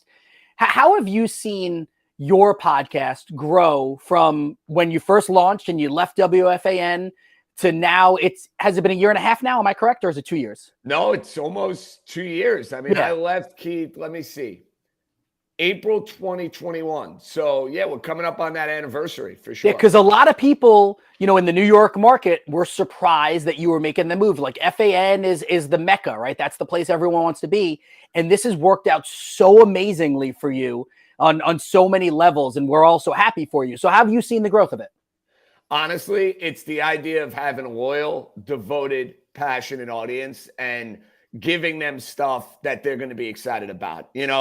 I have to obviously do what I need to do, guys, for the show to click, for the show to make sense. But the idea of growing your base, and we had a great football season. Listen, we got really lucky this year from a standpoint. New York baseball was great all regular season. We had a football season for the first time in forever with the two teams. Normally, I don't like talking numbers on these sort of shows. It's boring. But, guys, like February, usually all right, going to be a drop-off, going to maybe dip a little bit. Right. We have not, which is amazing. And I think getting and being a part of people's routines on a consistent basis makes a big difference, too, where if every Sunday and every Thursday – you're getting a show, and if something big happens, you're getting a show, it kind of makes it a part of people's listening habits. And they change over time, Keith. Dave, that's what it boils down to. Like, my listening habits from what they were 10 years ago are drastically different to what they are now. So it's the idea of giving people something to listen to, giving it what, showing all sorts of passion and commitment to what you're doing in your craft. And, you kind of take it from there. And thankfully, we've had great support. The numbers have been really good, and just got to keep it going, man. That's the way I look at it. It's one of those things that I've found this myself, not just from a consumer standpoint, but as a content person doing the shows. People listen to it as much on their time or more their time than when you tell them it's going to be on from this time to this time. So I think that gives you some flexibility. Would you agree with that, JJ? Oh, 100%, guys. There's no doubt. This a la carte service that's out there now. Like, I think about it from, I don't know, like a big game perspective. My old schedule, I'd have to wait sometimes until midnight the next night to weigh in on something that happened the day before. And in the news cycle, in the world that we live in, the consumer doesn't want that. They want JJ's reaction to the Giants getting smoked by the Eagles now. They don't want to wait. They want it now. And then to your point, they can listen to it. Hey, maybe it's at night. Maybe it's over breakfast. Maybe it's at happy hour on the way to happy hour. I don't know what people like to do as far as their listening habits are concerned. But yeah, I do think that idea of, hey, you're not on from when to when, you're available over a period of time. Yeah, I think it matters to the listener. No question. Hey, sports talk radio and sports talk television, we never speak hyperbolic. We never do this, ever. But Jalen Brunson signing with the Knicks this offseason, he makes the hat change. Many people questioned it. With that being said, it's looking like maybe the best signing the Knicks have made, at least in my lifetime. Would you agree? Over the last 20 plus years, for sure. Yeah. For sure. Now, the bar isn't particularly high, Keith, so you got to take that. JJ keeps it real. That's it's not like the Knicks have been knocking it out of the park, getting big free agent after big free agent. They haven't exactly gone the Yankee route where they brought in, I don't know, CC Sabathia or Garrett Cole or guys along the track line of that. But listen, Brunson has been stupendous for them. I always liked them guys in college. I always thought he was a winning player in college. I thought he played really well for Dallas last year if you look at the postseason. But you never really know about a player until you watch him basically close to every day. And now, obviously, I'm at the point where I'm watching Jalen Brunson on a nightly basis. Guys, this guy is better than I thought he was. He's better. Like, it's his team. It's his show. The intangibles are off the charts. He makes his teammates better. He gives a you-know-what, and that matters in this modern-day NBA. So what's not to love about Jalen Brunson? And you guys want to explain to me? I tweeted this out last night. How in the world was he not an all-star? I mean, on what planet was Jalen Brunson not representing the Eastern Conference? Embarrassing. It doesn't make sense. All that being said, JJ, can the Knicks win a playoff series? I mean, are they a team? I mean, because like when you look at the future market, they're 100 or 120 to 1 to win the NBA championship. So nobody's taking them serious as far as the books and the futures. But like, can they win a series right now, depending on the matchup? Yeah, I think it depends on the matchup. I think it's really important for them, Dave, to end up in that 4-5. I'm not even going to say that they have to have home court advantage because they had home court advantage 2 years ago against Atlanta. Yeah. Didn't necessarily go their way. They got thoroughly outclassed in the series. However, Atlanta and that team is much different team. They're much more dangerous. They have more experience. Brunson changes a whole lot. I think they can win a first-round series. There's a big if here, guys. If they play the Cleveland Cavaliers. Yeah. I do not think the Knicks can beat Boston, Milwaukee, or Philadelphia. I would not pick them in any of those three series. They get Cleveland, inexperienced team. I think Brunson could have his way in that series. I think they're live. I'm not saying they're going to win. I'll answer that question if the series happens in mid-April because, listen, you don't want to be a prisoner of the moment on March the 2nd. But could they beat Cleveland? Yes, I think they could. Jump over to the New York Giants on Ringer and Spotify, New York. This year, you had Daniel Jones as a regular for you. How do you think this is going to play out? He's going to be back with the Giants. I think it boils down to, fellas, how he's back with the Giants. And listen, I think it's a bad thing for the franchise if he ends up on that franchise tag because of the work the Giants need to do in the offseason. I think basically you want to set up Jones's contract where he's the quarterback for the next 2 to 3 years, but you have yourself an out after, let's say, 2 to 3 years, where if you're not happy about the direction the franchise is going, you have the means to go and make a move. That to me is the best case scenario for how the Giants should set this up. He was fantastic last year. He didn't have much to work with. I think we all understand that. I think obvious regression is staring the Giants in the face because you think about it. They had a very soft schedule. They had a very fugazi first-round opponent in the Minnesota Vikings who, listen, are 50-1 now to win the Super Bowl. That's all you need to know about the Minnesota Vikings. And the Giants got thoroughly outclassed by the Philadelphia Eagles when they played in the divisional round. I think Jones is back. I think the owner wants him back. How they set up the terms of how he's coming back, I think that to me is what you want to pay attention to. Not if, but how and what does the contract look like. Another New York team I got to mention. I brought this one here, just to make sure. Patrick Kane, is now a Ranger. And the Rangers are still in the Eastern Conference where the Bruins play and the Carolina Hurricanes are right there. Are you getting ready to make, plans for a Rangers run to the Stanley Cup, JJ? Is this possible? Well, the crazy thing is that if you were to go and look at last year and try to say, all right, well, how do you build on that?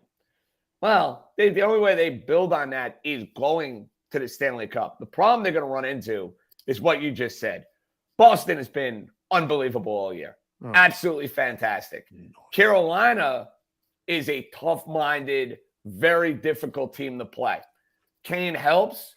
I think there's some gas left in the tank. I think he's got something to prove. I think the question for the Rangers is twofold. One, what's going on with their defense, which to me has been an issue all year.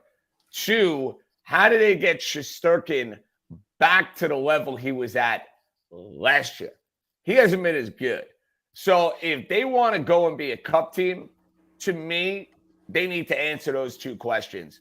Boston and Carolina, especially Boston, deserve to be the favorites, but you guys know this about the Stanley Cup playoffs. It's usually pretty wide open. Like the favorite more often than not does not win. So I think the Rangers, sure. You tell me they figure out what's going on in net. You tell me they figure out what's going on with their defense. They could get to a cup final. Why the hell not? We are running the New York gamut with you. So Yankees, Mets, most books have them over under around 94.5. Do you like either of those as plays for you? So the win totals, guys, are fascinating this year because of the schedule changing. Yep. You know, normally my formula would be, all right, you know you're getting 18 games in the AL East. You're getting 18 games per team in the NL East, and you could kind of go through the divisions and be like, all right, I like this team. I think this team's going to be terrible. Boom, this out of the Yankees get to 95. It's a little trickier now. The idea that you're escaping the division from a Yankee perspective, I think it's a good thing. I mean, I think it's a good thing. Tampa Bay, you get them less times. They always give the Yankees fits. Toronto, even though the Yankees played well against Toronto last year, you get them less times. You get more games against, let's say, the American League Central, where the Yankees always seem to own the American League Central. So I think from that standpoint, the schedule change should help the Yankees. The question is, do the Yankees have enough depth at the bottom of the order?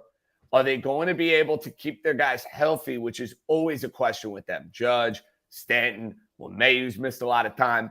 I lean in the direction of the over with the Yankees. Mets, same thing, because they don't have as many games with the Braves. They don't have as many games with the Phillies. Now, they're missing out on national games. They're missing out on Marlin games.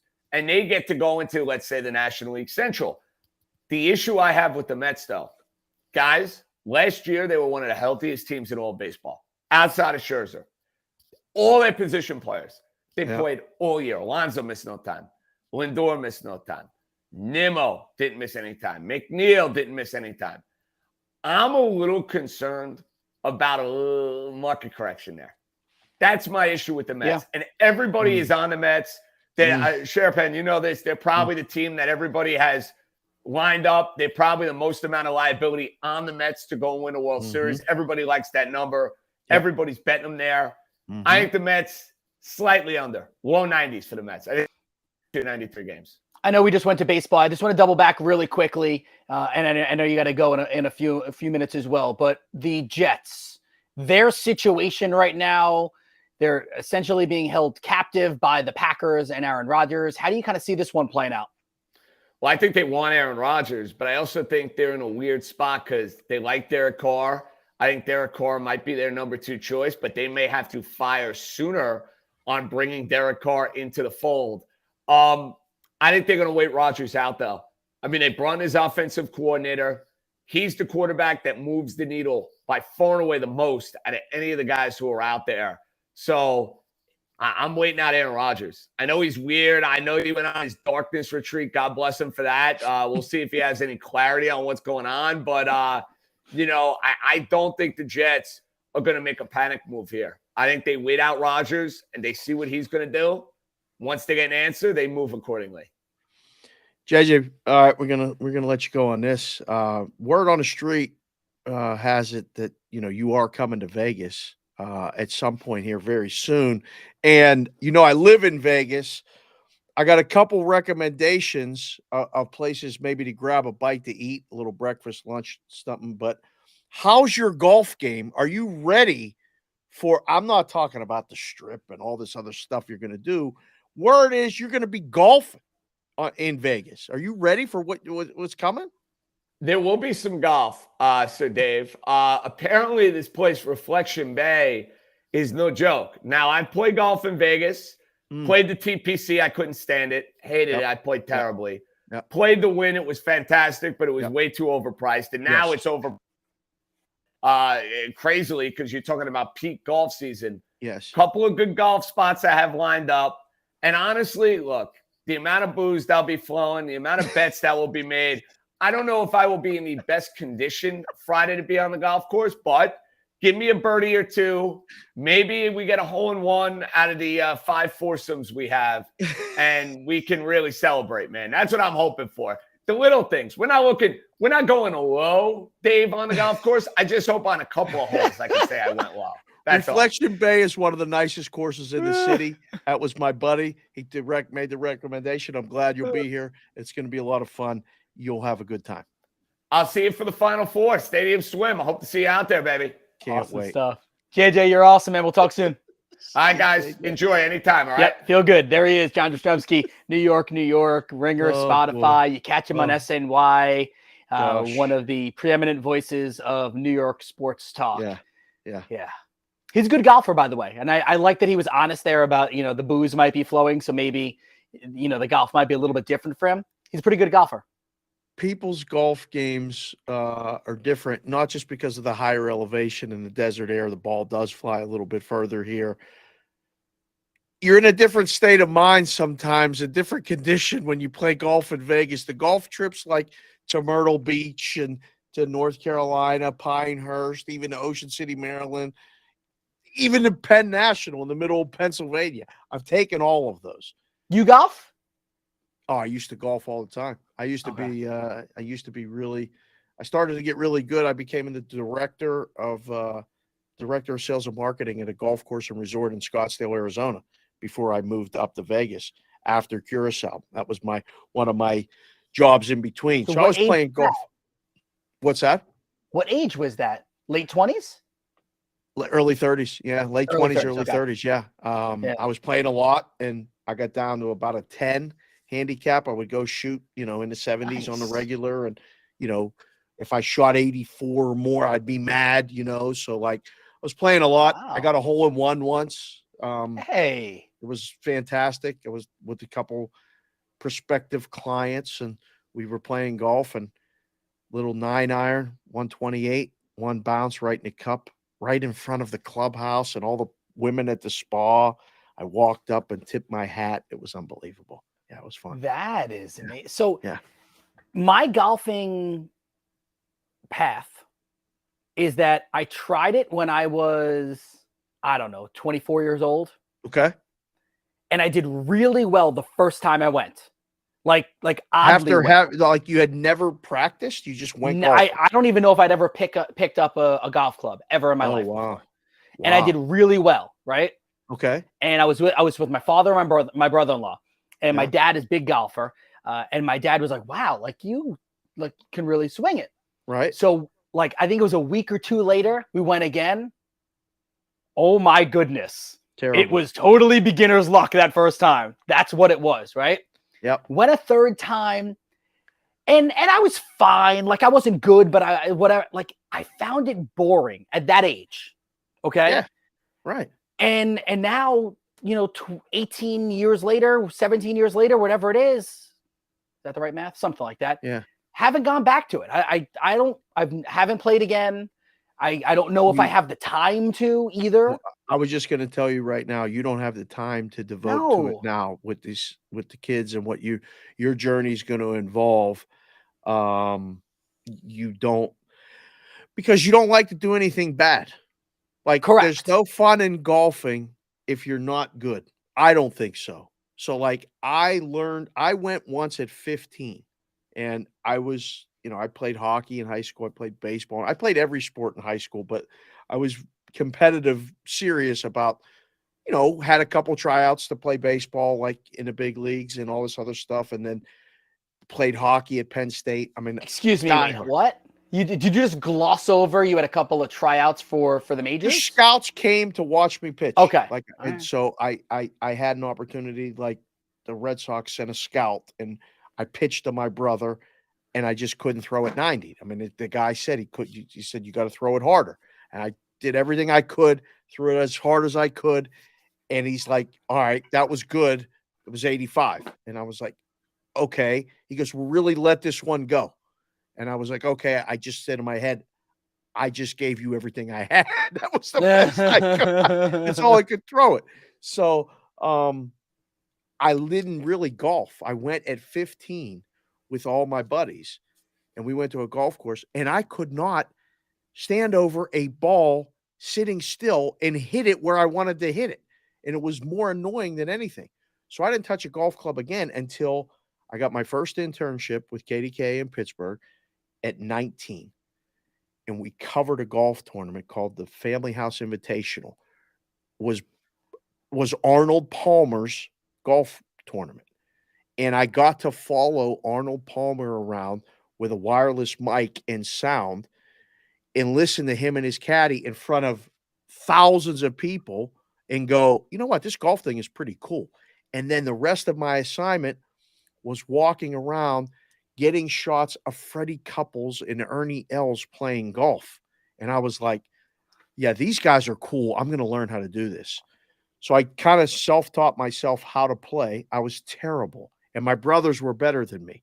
And my brothers were never better than me at stuff. And it used to bother me when it was. So I taught myself how to play golf. And then I ended up working in it.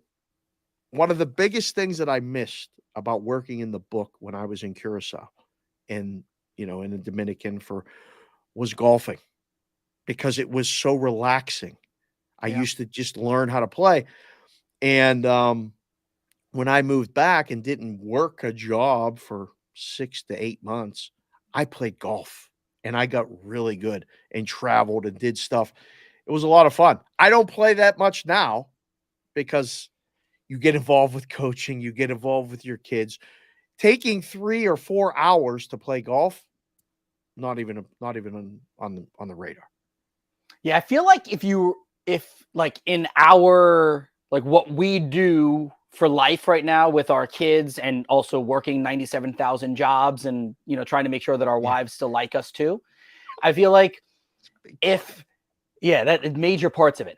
If we wanted to golf, I think you got to get a simulator in your house, and it's got to be the kind of thing where everyone goes to sleep and then you practice. It would have to, and I don't know if that would translate over to the course or not.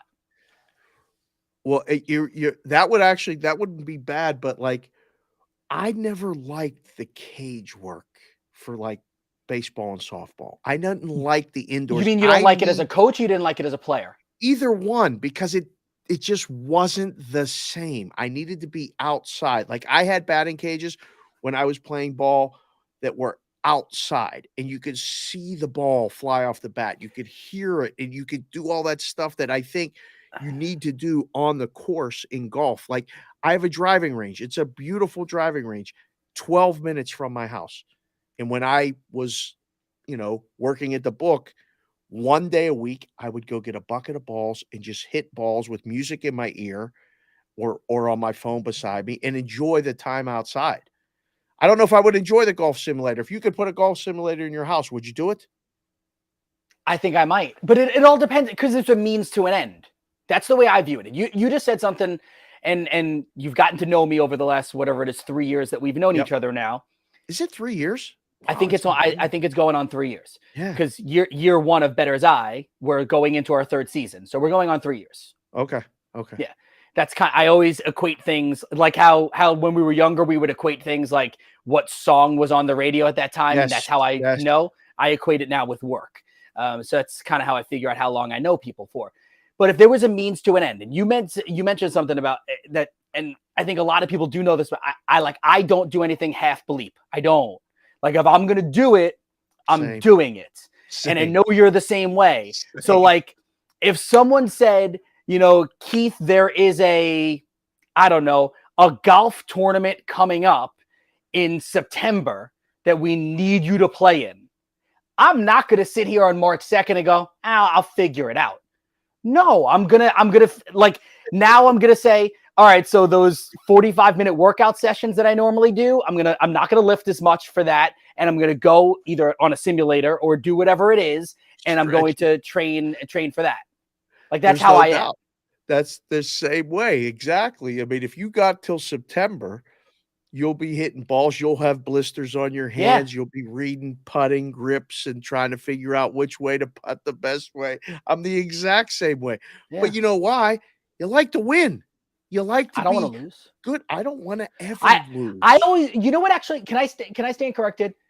I just want to be competitive all the time. And I think there's something to be said, losing happens. I don't ever want to get blown out. Correct. it's the competition. Yep. Right? I want to compete. I love the competing. I can accept good competition and accept whatever results come with that. If we compete and lose, that's the way I coach the kids. I'm like, listen, Yeah. you can't control the actual result, but you can control how you compete.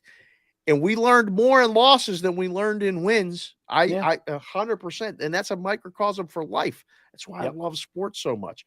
Yeah. But you'd probably be a pretty good golfer. You will not have the time to take I don't to get here.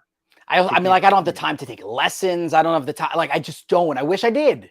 3 lessons. I only took 3 lessons in my life, and only one of the first one was because I was in a card game with a golf pro, and he was talking all this stuff, and we played, and I said, you know what? I bet if I win this game, I'm coming to the golf course, and you're going to give me a lesson. And he was like, really? I said, yeah. If I win, can I come to the golf? Yes. And I won the card game. And I said, I'll see you at the golf course tomorrow. He did one thing with my grip, and we started hitting balls. He goes, man, you can actually play. I said, perfect. Thank you. And it was the first and only lesson for the grip and the stance. Gave me 3 basic tools that I use to this day. If you learn it at the beginning, man, you'd be a really good golfer. I have a feeling of that. I gotta figure it out. But like, I mean, I know my schedule is about to go like, so I starting March 29th or whatever it is, I'll be doing this show from 10 a.m. to noon. Then I'm going to do Bettor's Eye at 6 o'clock. And then I know that in the month of April, I've already been informed they're going to need me more on NHL Network. Yes. In the month of April. So like, it's probably what's going to happen is I'm going to do this show from 10 to 12. Yep. Which luckily I have this studio at the house. I'm able to do this from home. Yes. And then the studios that I have to go to are anywhere from an hour and a half to 2.5 hours, depending on the traffic. Right. So I will get in the car at like 1:30 in the afternoon. So I miss traffic, get to the studio by like 3, do a show at 6, from 6 to 6:30, eat a really quick dinner, and then do an NHL, tonight at like 8 p.m. or 9 p.m. Eastern, probably for 2 hours, and then drive home. And the next thing you know, it's almost midnight. And that's going to be my cycle for the month of April. When are you going to cook? I mean, we haven't even mentioned on this show, like all this cooking and stuff that you do for you, the family, and all these other things. You keep sending me these pictures, and I'm like, this is you're a chef on the side. Yet another reason why I do so much of that, because I do know that in April, things are going to get more difficult. A lot more is going to fall on Jody's shoulders. In just the month of April, May will loosen up a little bit because they won't need me as much on hockey, because once you get to the playoffs, they move me fully to baseball. Everything gets a little bit more condensed. It'll be just more spot duty for hockey at that point. But yeah, I love cooking. It's great. But like today, I wasn't able to cook dinner. Like today, I'm going to be in the car. I got NHL tonight at 6 o'clock. Meetings at 3:30. Got to get there by 3. So if I'm done with this at 12, I need to hope. Actually, really, what's going to happen is I'm going to catch a quick like 20, 30-minute workout. Yeah. That's for me. I need that. Right? Yeah. Shave, shower, pick out my suit for the day. Again? I mean, are you one of those guys that grows a beard in between morning and night? You got to shave again? You look clean shaven. No, I didn't shave this morning. No, I'm not clean shaven. That's not clean shaven? Nah. No. Wow. Okay. I'll take it down. Yeah. All right. It looks good. I'm not the thanks. TV guy officially, but I don't think you need to shave again. Oh, Save the 8 golly. minutes. Not shave again. No, I'm going to shave again. I have a whole process. Oh, believe me. I'll eat something at like 1:15. Be in the car at 1:30. Mix and match what I'm listening to. NHL, Sirius XM NHL radio, little MLB radio. Ride home. I don't listen to sports. Absolutely ride home is my decompress. Whether it's music or comedy, that's what I listen to on the ride home. Excellent. Yes, that's so. And that's another good, I think, mindset that I've tried to take to the kids. You remember like studying for a test, and then I learned it in college. There was a point of no return. Like there were kids that were like listening to their notes or listening to stuff on the way to the test. Yeah. I did everything the night before that I could do. I woke up and walked to the test or whatever I was doing, listening to Heavy D and the Boys or to LL Cool J or whatever it was at the time to Cool put you Moody. in that mindset. I wasn't going to learn anything more on the way in. It was only clutter. So it's No, interesting. see, I that you listen on the ride in. No, Ride even in. for testing, I was the guy that would be looking over notes before the test. I was. You were. Okay. I All was, right. yeah. Yeah. But ride home, I've now done everything I could do. Now it's the So do you not do post-show analysis? Like, do you watch shows you did, or do you rewatch guests you've had on to go, wait, what did he say? This is good. I need to take something from this, or are you done with the show? You're done with the show. I don't do it as much anymore. Yeah. Kind of when I'm done, Okay. I'm done. Okay. Like tonight, depending on I'm done at 8:30. Yeah. Yeah. So I'll be done at 8:30 in the car at like 8:50 after, you talk to a producer or whatever, wipe your makeup off, real men wear makeup. Yep. That's You it. and this makeup. I gotta learn Yeah. how to Hey, do the listen, makeup. got to get purdy. So, wipe it off and talk to the producer and whatnot. Yeah. I'll get in the car, call home, talk to Jody, talk to the boys, because more than likely they won't be awake when I get home tonight. So talk to both of them, all three of them, right? And then I'll just throw on either some music or I like listening to comedy shows. So I'll listen to stand-up comedy. I love that. I still do that all the time. I watch those roasts, those Dean Martin roasts from years they're ago. great. Yeah. They're phenomenal. They're so good. Those guys were so the timing, the wittiness, the ability to keep a straight face while they were talking and making the whole room break up and laugh. You know what I just watched the other night though? I'm getting into like sports documentaries and different things. Yeah. Kevin Garnett, Anything Is Possible. It's good. If you remember that time and that team, and it's apropos because the Celtics are the best team in the league right now. And I just watched it. I'm going to rewatch it again tonight because we were out at the hockey game last night and I didn't get a chance to finish it. But you want to talk about a team. I remember being in the book that summer, 2008. And a couple guys who I know came in and started to bet the Celtics to win it all. They had won 28 games the year before. They were terrible. We had the odds, I think, at 80-1, like to win the NBA championship, maybe 100-1. And guys I know and respect are betting the Celtics. And I'm like, what are you guys doing? And they're like, just messing around. Like giving you the business while you're at the counter. Because if what they know, you'll move the number down and you might, go do it yourself. When KD or Kevin Garnett, KG got signed, the number went from 80-1. I remember the movement was 80 to 60 to 40 to immediately 8-1. They were immediately favored. And we had a huge exposure on them, because we had getting little zing, zing, zing, zing, zing. And those exposures were like lots of money, probably, right? If people do that, are they spending a lot on that or no? You take a dime at 60-1, that's 60,000. Yeah, that's what I'm saying. So, yeah. So a nickel here, 300 here, just enough to make you not move it or only move it slightly so they could come in again tomorrow and get if another someone bet. came in with $100,000 and put it on and would have put it on the Celtics to win at 80-1. We wouldn't have taken 100. I was about to say, would you have taken it? No, the speculation bets are fun, especially when they're on bad teams, but there's still a risk limit that each book determines on their own. Explain that though.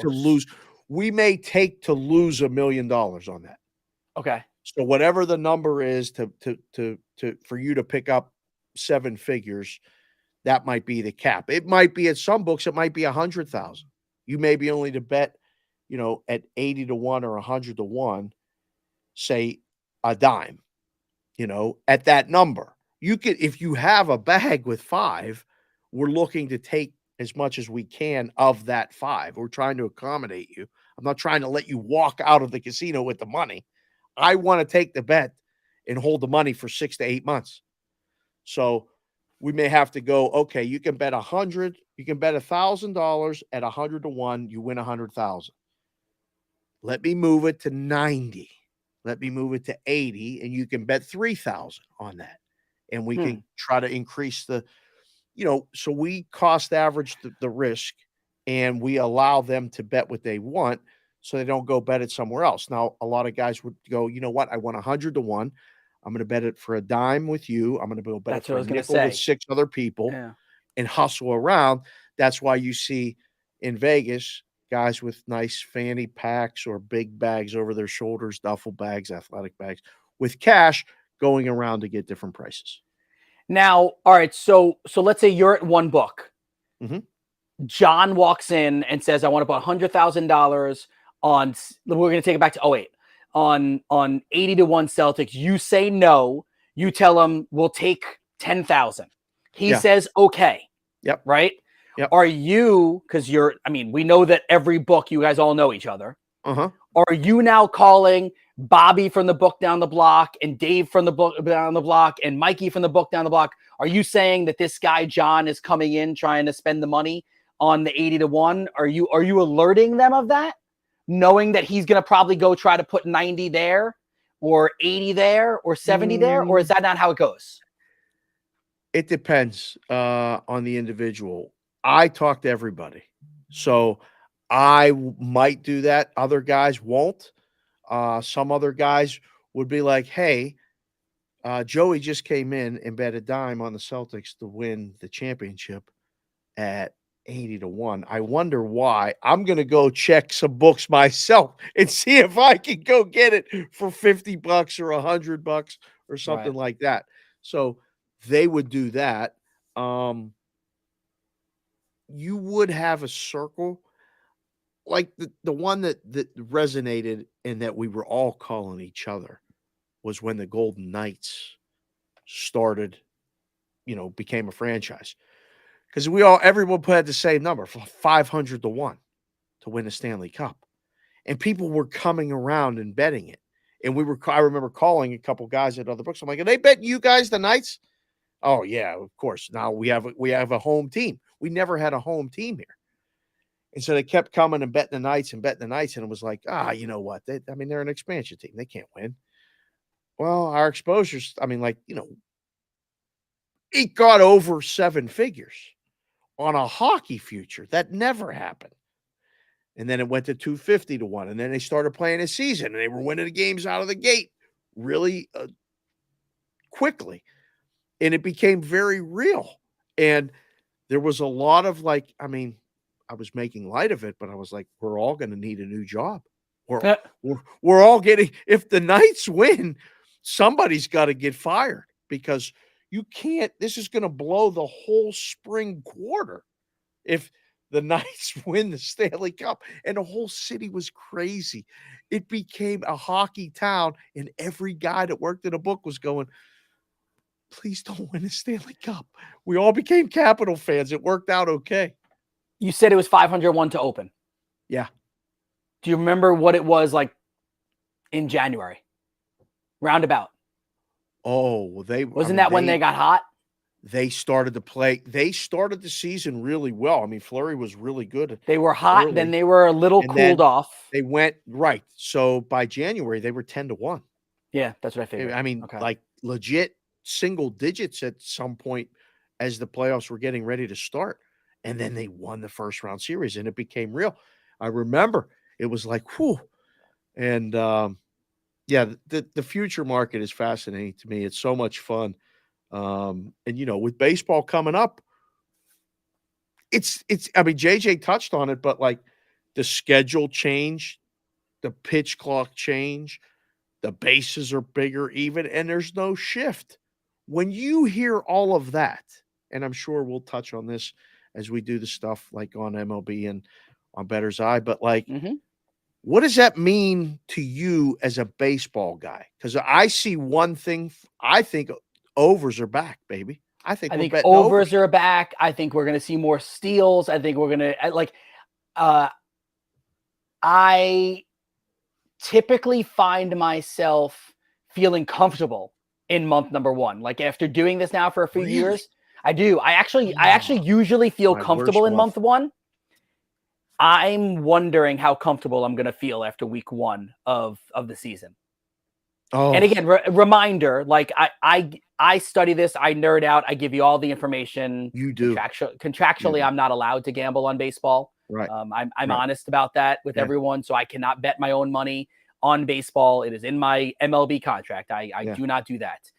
With all of that, like someone I'm loving this year, and I know that it's a little bit public, but Jose Ramirez is anywhere from 14 to 16 to 1 to win the AL MVP. It's one of my favorite players of all time. I know you love him, but can I tell you why I love him this year? Yes. It's the shift.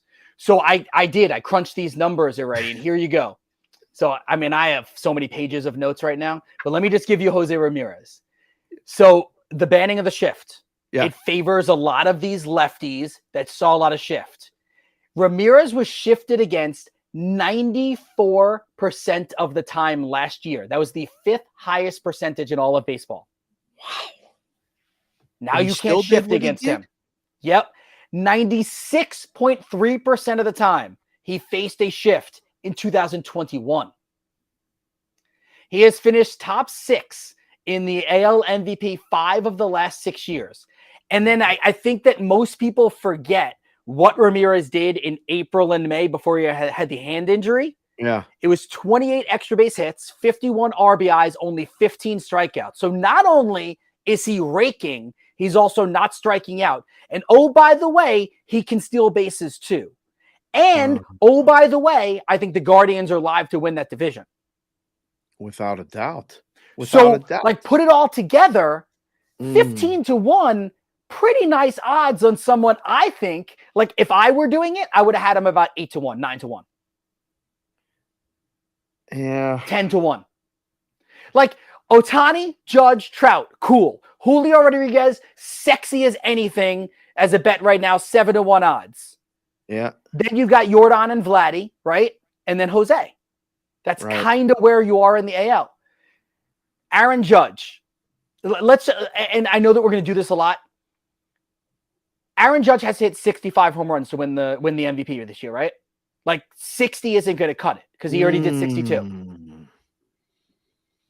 Wow. Do you think so? You think he has to eclipse what he did? If Aaron Judge hits 52 home runs, bats 299, and is top 5 in RBIs, is he the MVP? And the Yankees win the division, sure, like whatever. Yeah, they win. They win. Yes. Like that whole narrative is there. He can't win it.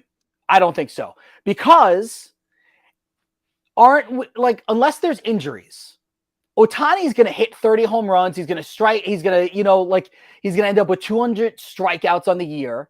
The only reason he didn't win MVP last year, Shohei Ohtani, is because someone did something historically great in Aaron Judge. Right. But if Aaron Judge goes 52 home runs, bats 299, and is top 5 in RBIs, that's not historical. I've seen it before. Right. Wow. Okay. Well, I mean, I just pulled up one of the odds, one of the places that I look at all the time. It's Ohtani, then Judge, then Trout, Julio Rodriguez, Jordan Alvarez, yep. Vladdy.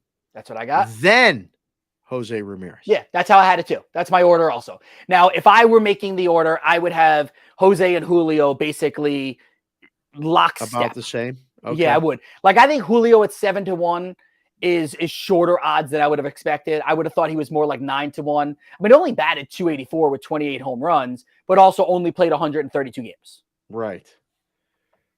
And he's a guy that stole 18 bases last year. He should steal closer to 30 this year. Does the increased steals, which I think the throw over rule is gonna can only do it twice, right? Yes. Yeah. I mean, that's gonna change everything. The stolen bases back, baby. Like that's we're gonna have. I mean, I remember baseball and Ricky Henderson stealing 130 bases and holding up the base and say, today I am the greatest. Like Ricky with this, when he hit a home run and used to pull his shirt twice as he started the home run trot. I practiced that over and over and over. Ricky Henderson was my first really favorite player in my life back in the A's. I think we're going to see more stolen bases. The MVP races are great. All of this stuff is going to be so much fun. I'm excited about baseball. So excited. They're already complaining about the pitch clock is this and it's that. It's spring training. They need to figure it out too. Like, give somebody a break. And the umps. Oh my God! Someone's gonna lose a playoff series because of this. I can't believe it. Grow up. I don't know what voice that is, but that was outstanding. We need more. We need more Right? of that. Grow up. All right. I mean, do you remember in football where we were all, crown this, crown that, can't leave with the crown. Yeah. And they rocked with it for an entire preseason. Yeah. First 2 games of the regular season. Yeah. I think that was 4 years ago. Yeah. When's the last time you saw that get called? Exactly. Yeah, I don't remember now that you said that's why I don't remember. the pitch clock thing. They're going to have to figure it out. Is it flawless right now? No. The 8-second thing for the hitter, a little weird. There you go. Good job by you. A little clunky, I would say. The fact that and I did this with Moose, I think on Monday or Tuesday. So I have my bat here. Yep. And what is a characterization of me being ready? So if I'm standing here, like you see, one hand is there, but this hand is not. Let's say I take this hand off and I go like this. Am I not ready now? Or am I ready? No. I don't know. I'm not, right? But am I not ready, or am I? But like, what if I have my bat on my shoulder right here? Am I ready? I would say yes, you're ready. But like, Angel Hernandez may not say you're ready. Like this is right. We don't know yet. I can tell you this: the Las Vegas Aviators play here, AAA team. The kids just asked me last night if I could buy them season tickets to go. Like, they love to go to the games. It's 12 minutes away. It's a great new ballpark. It's so much fun. They have the pitch clock. You go the first time, you go the second time, and you're looking at the pitch clock. By the third game, and the kids went to like 22 games last year, and I went to maybe 5 because I was working and doing shows. But I'm like, yes, go. I mean, what are you going to tell your kids you can't go to the ballpark? Go. Enjoy it. They love baseball. They love to go. It's not a big deal. It becomes what sport is not more routine or is more routine than baseball? Baseball players will figure it out. The umps will figure it out. It will help the pace of the game, which is all I want. When I coach the kids, I tell the pitchers, get your signal, get on the rubber, throw the ball. Like, no one in the field wants to see you play with your glove or shake nobody wants to see that. It doesn't help anything. See? Yeah. Right. We don't need to see that. Let's play And golf. I love the people that have come out. Oh, now you're robbing me of baseball. No, we're not. The 26 minutes that you're saving were literally nothingness. Right. It was 26 minutes of nothingness. I don't know if that's a word. I don't know if I'm making that up, but it was nothingness. I don't know. If it's not a word, it is now. Nothing. Did you see the clip with the headband before we get out of here? Did you see? I the did. Clip? I mean, I did. That's why I brought it up before the show. Yeah. I know. And It's Alex Caruso. We got a couple minutes. It is Alex Caruso, right? Little slick. What is it? Slick Watts also, right? Back in the day. How about that? No, Supersonics. Am I right? Yeah. I loved it back in the day when I had hair and it flew. You know, it had a little flow. And now I don't have hair by design. I could have hair. But I don't want to have hair. Yep. I like the baldness now. I enjoy it. I embrace it. Could you really grow hair? Yeah, but it would not grow right here. It wouldn't it wouldn't be what you want it to be. No, I had the really Elvis hair. I've seen your hair. Yeah, I've seen it. I did. I really did. But when I started to just, somebody said to me about the 3-car garage. You know, you had a 3-car garage. You put your fingers up, and they said you got a 3-car, and then it became a 4-car. As soon as it became a 4-car garage, when I could put 4 fingers up, and that's where my hairline was, I shaved it. See, mine wasn't receding. Mine wasn't doing that. Right there. No, I didn't have any of that. I had literally right here, there was one light spot. But like at the time, I mean, I could have just grown a little bit more. Like it wasn't a comb over or anything like that. Right, It was one little light spot. But the minute there was one spot that I noticed, I'm like, I don't. Yep. That was it. It's So easy. I joke all the time. I have no idea how much hair would grow in my head. I don't. I have not gone. Do you hit that thing every day? During Or baseball every other season, it'll be every single day. Every day? Every day. Man. And I'll hold, like if I'm off on a Friday and on a Saturday and Sunday, I'll try not to shave on Saturdays and Sunday. Yeah, but doesn't that make the machete shave that you got to do after that? You go 2 days without doing it, then you got to do like multiple runs on it. No? Yeah, you just put a new blade in. Oh my. Okay. Yeah. That's great. Yeah. What a show. I hope seriously. I hope Ernie and the boys and everybody enjoyed this one. This has been They nothing. This didn't. has I've been been a getting blast. text messages on the side. Yeah, they were really disappointed with your effort today. Feel Tried like you my didn't best. bring 110%, they said. Mostly Ernie. Oh, really? Ernie's a little, yeah. He said, because you'll be back tomorrow. He said he wants a little bit more heat from you. I will do my best, sir. He said I will when bring it. you log on to our show, like he wants us to be like, yep, Dave's a bucket.